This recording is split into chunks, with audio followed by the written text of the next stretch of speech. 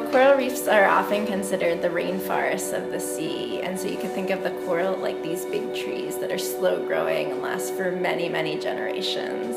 But then the ecosystem also consists of all these little animals that you both can see and what you can't see, and what you can't see also includes microorganisms. So these microscopic viruses, bacteria, and even the algae might be microscopic. So what you can see and what you can't see creates this entire ecosystem.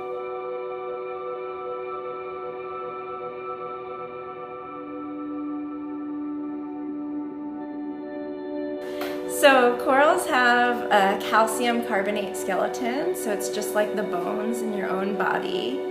And then they have algae that live inside them, and these algae give the corals nutrients, and it also gives it the brown color that you see in the tissues. When the temperatures are very high, or for some other reason the coral becomes unhospitable to the algae leaves, and with that the brown color goes away, and then you can see through the tissue to the white skeleton. And that's why when you see a bleaching event, you see stark white coral. But they're still alive, they just don't have the algae within them anymore.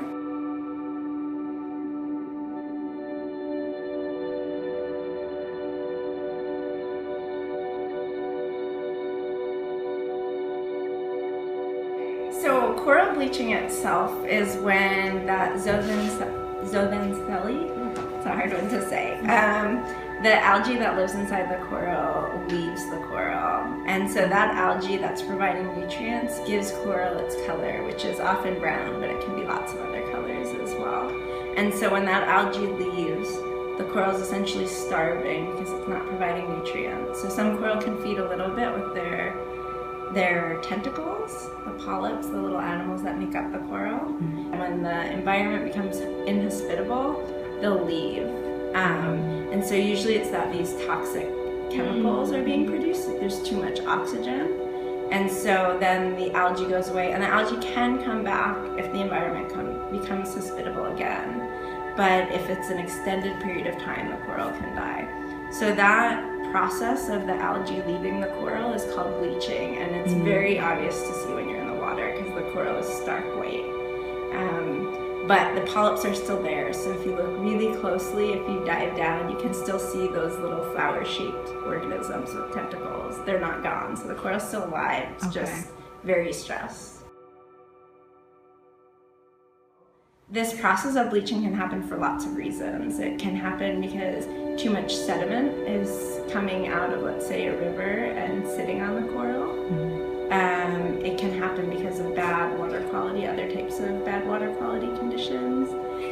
But when you see these mass events, like what just happened, it's because the water temperature is either too high or too low. And it's been historically, over the last probably 20 or 30 years when these events have happened, it's because the temperature is too high.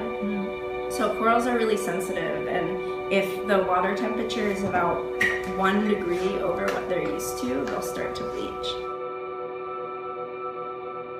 I think there's lots of hypotheses, so thoughts about what might happen. To me, the most believable one is that the coral reefs won't look like they look today anymore, because certain corals just can't withstand these bleaching events. And so the corals that can will probably prosper, so they'll reproduce and there'll be more of them. So there might be less diversity, so fewer different types of corals. The general thought is that it will affect us. It will provide fewer resources for people, so not as much fish to eat. Corals provide a lot of protection for people that is hard to value as well. So if it's a really complex reef, you have big corals and small corals, it protects the coastline from wave action and from eroding beaches and things like that. And so all those sort of hard to value resources will probably go away.